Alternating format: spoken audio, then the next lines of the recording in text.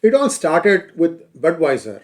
Budweiser announced a partnership with a transgender influencer. His name or her name, I don't know exactly how to say this, Dylan Mulvaney. And there was a backlash. Many people stopped using Budweiser. In fact, their stock took a beating. Then, a few days later, Target introduced their new line of clothing called as LGBTQ. And this clothing was displayed prominently in the front of the store. If you have been to Target, you know what I'm talking about. It's probably the area just behind where all the lines are, and before you go to the rest of the store, more or less everybody who is coming into the store is going to see that. Well, that resulted in a huge backlash, and Target stock lost close to $9 billion. B as in boy, $9 billion. Then what happened? An American right-wing ETF investing company, venture fund called ACV ETF, American Conservative Values ETF. They said that we are going to boycott 34 companies. They boycotted, of course, Target, Budweiser, Disney, Meta, and even Google and BlackRock. So this is the backlash that you are seeing from whatever has been happening because of the push of the wokes and so on and so forth. So where is this going to stop? Well, an interesting thing happened at the store called Lululemon. And Lululemon, if you don't know already, has been known more for its controversies than for its clothing. I think they had come out with a yoga clothing which was very sheer, SHEER, and that resulted in some sort of a controversy, and I think they withdrew that line item. I don't remember exactly when this happened, a few years ago. So I don't shop at Lululemon. In fact, I have stopped going to malls, and today the situation is that malls are dying. Maybe it's because of Amazon or e-commerce. Many of these stores also have their own e-commerce site. So people are not really going as much as they used to. I don't know what to say about it, how this is going to be turned around. Maybe there was an expectation that after COVID that people will come back to the malls. I don't know if that is true or not, but I have seen some really big malls completely bereft of traffic. So I'm just wanting to tell you this. So Lululemon has a couple of employees who chased off some habitual thieves who used to come in and steal clothing from the store and go. Guess what happened? Well, a surprise. Two Lululemon employees in Georgia are speaking out after they say they were fired for calling police on would-be robbers. I mean, you can see this video. It's available. I'll try and put the link in the description section so you can see for yourself.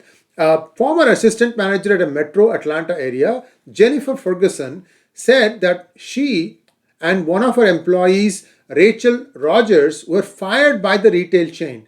You know why? I'll tell you that why in just one moment. The thieves had reportedly looted the location multiple times in previous months.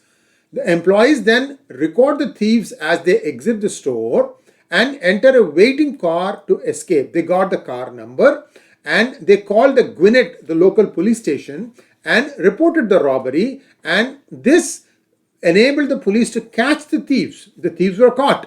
The merchandise was recovered, but the company fired them. Go figure. The duo say they were questioned by a regional manager regarding their decision to call police and were later fired for their actions. A spokesperson for Lululemon confirmed the employee handbook outlining its zero tolerance policy for chasing or physically engaging with suspected robbers.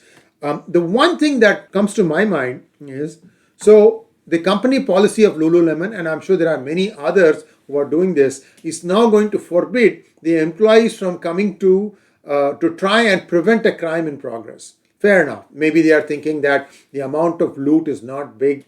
Well, the San Francisco Police Department has defined the amount of loot that can be allowed without any checks is $900. $900. Let's say people who have been doing this come to know that, well, as long as you steal less than $900, nobody's going to catch you. So sometimes you can see people stealing a bicycle, loading up, and then driving the bicycle off the store. The bicycle alone is $500. Where do you stop? What has happened because of this is that many stores have closed their locations in places like downtown San Francisco, where the crime rate is high. So whose loss is it? The local residents. Many Starbucks are closing for the same reason. But this new thing about Lululemon saying that the company policy handbook says that those employees who are trying to prevent the crime will be summarily fired is strange, to say the least. Supposing you are an innocent shopper at Lululemon, then supposing somebody is trying to steal the cashier's earnings for the day, and he points a gun at you. So you should assume that if the gun goes off, that the employee is not going to come to your help. Well, if that kind of a mindset is what the shopper has for Lululemon, how many people do you think will come to the store? This is the big question that is in everyone's mind today. And clearly, what kind of laws are we passing? And even worse, why is the police department being shackled this way? Who told them in San Francisco, that is, that up to $900 worth of loot by anyone on any retail store is okay, don't record the crime? So on the one side, I can understand the plight of the police. On the one side, the work says defund these police. On the other side, you're having all these new kinds of restrictions being placed. How are they going to do their job? Right now, United States is at a crossroads. Even as I'm saying all these things, thousands more are illegally coming into the country.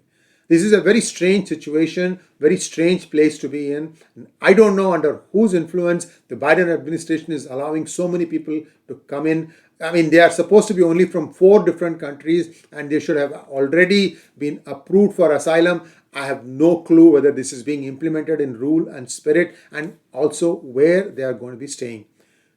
Stay tuned. Please like, share, and subscribe to our channel. And don't forget to click on the bell button for notifications. Namaskar.